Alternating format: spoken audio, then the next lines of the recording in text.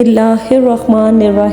شیطان کو بھی اللہ تعالیٰ نے بڑا علم دیا ہے۔ شیطان نے ایک پھونک ماری جس نے سارے جادوگروں کے اثر کو ختم کر دیا۔ دوسری مرتبہ پھر ان 1000 جادوگروں نے اپنا جادو دکھایا۔ شیطان نے پھر ایک پھونک ماری جس نے ان کے اثر کو ختم کر دیا۔ ان جادوگروں نے پھر آخری جادو دکھایا۔